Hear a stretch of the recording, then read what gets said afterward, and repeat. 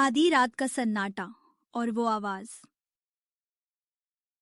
यकीन नहीं करता था। उसने गांव के एक पुराने सरकारी गेस्ट हाउस में पनाह ले ली। कमरा ठंडा और सीलन भरा भरा था।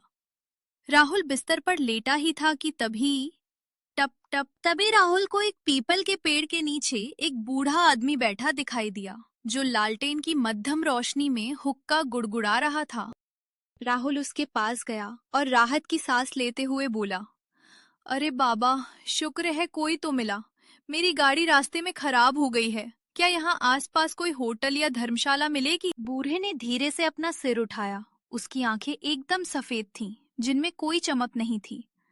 उसने अपनी कम कंपाती आवाज में कहा, होटल? बाबूजी, इस गांव में बाहर का जो भी आता है वो रुकने के लिए नहीं, सिर्फ पछताने के लिए आता है। जितनी जल्दी हो सके यहाँ से भाग जाओ। राहुल को उसकी बात अजीब लगी। उसने हंसते हुए कहा, बाबा आप तो डरा रहे हैं। इस तूफानी रात में मैं कहाँ जाऊंगा?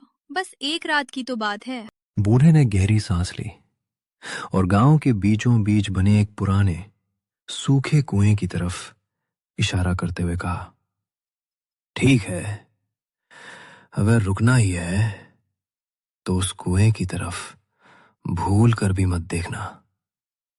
आधी रात के बाद वहां से जो आवाज आती है वो इंसान का दिमागी संतुलन बिगाड़ देती है। आधी रात का सन्नाटा और वो आवाज। राहुल भूत प्रेत पर यकीन नहीं करता था। उसने गांव के एक पुराने सरकारी गेस्ट हाउस में पनाह ले ली।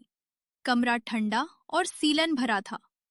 राहुल बिस्तर पर लेटा ही था कि तभी टप टप टप कमरे के बाहर से किसी के गीले पैरों से चलने की आवाज आई। फिर अचानक हवा का एक तेज झोंका आया और कमरे की खिड़की जोर से खुल गई। खिड़की सीधे उसी पुराने कुएं की तरफ खुलती थी। राहुल की नजर अनजाने में ही कुएं पर पड़ गई। कुएं के चारों तरफ एक अजीब सी नीली रोशनी चमक रही। राहुल हाफते हुए जमीन पर गिर पड़ा। उसका दिल बमुश्किल धड़क रहा था। उसने डरते डरते डरते पूछा, बाबा, ये सब क्या है? वो लोग कौन हैं? बूढ़े ने कुएं की तरफ देखते हुए भारी आवाज में कहा,